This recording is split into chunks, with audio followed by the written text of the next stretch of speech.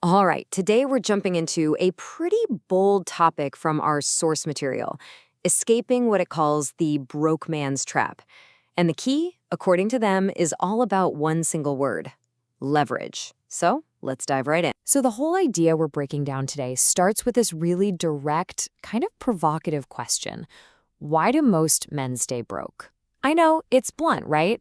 But the answer it gives us is meant to flip what you think you know on its head. And right off the bat, it just throws out the most common answer you hear. The source is crystal clear. It's not because they're lazy. So, if it's not about not working hard enough, then what is the problem? What's really happening here? Okay, so here's the core idea from the source. Most people are playing a game that's rigged.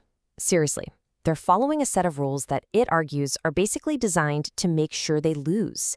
So let's look at what these rules are. Rule number one: trading your time for money. You know the deal. You work an hour, you get paid for an hour. But here's the trap, right? There are only 24 hours in a day. You can't make more time.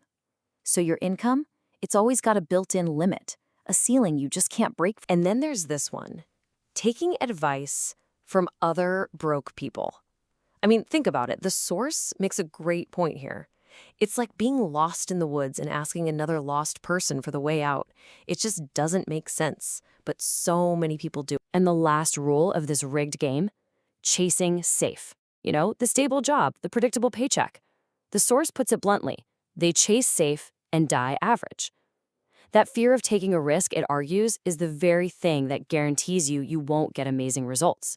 It's a one-way ticket to average. Okay, so if it's not about being lazy and the whole game is rigged, what's the actual problem? What's the one thing that's missing? The piece that could change the entire outcome? The source frames it perfectly, saying, broke men don't lack discipline. They lack something else. And that one thing, it's the key to rewriting the whole story. And that missing element is leverage. The source says leverage is what multiplies your effort. It's a difference between trying to move a giant boulder with just your hands versus using a simple lever to pop it right out of the ground. It's about getting massive results from a small amount of effort. More with less. Now, leverage sounds great, but it's kind of abstract, right? So how do you actually use it? Well, the source breaks it down for us into three concrete, actionable parts, three pillars. So here they are. First up, you've got systems. Think of these as things that work for you even when you're not working. Like an online business that makes sales while you're asleep, it's a machine that runs without you. Next, you need offers. This is the thing your system sells: a product, a service, something valuable that people actually want to buy. And it's got to be something you can sell again and again.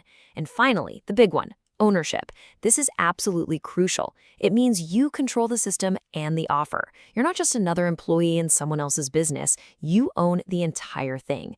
That way, you get all the upside. But, just knowing about systems and offers isn't enough. The source argues that using them requires a huge shift in how you think. It's about moving from what it calls a worker mindset to an owner mindset. So let's put these two side by side. The worker mindset, that's you trading your time for cash.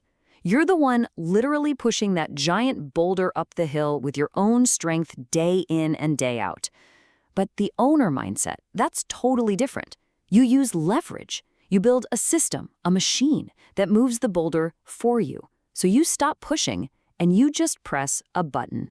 A tiny bit of effort for a huge result. And that all leads to the final, really powerful point from the source, summed up in this quote: until you stop thinking like a worker, you'll stay one. So the argument is, the real trap isn't your job or your boss. It's in your head. It's a way of thinking. Escaping that trap, well, that starts with a choice.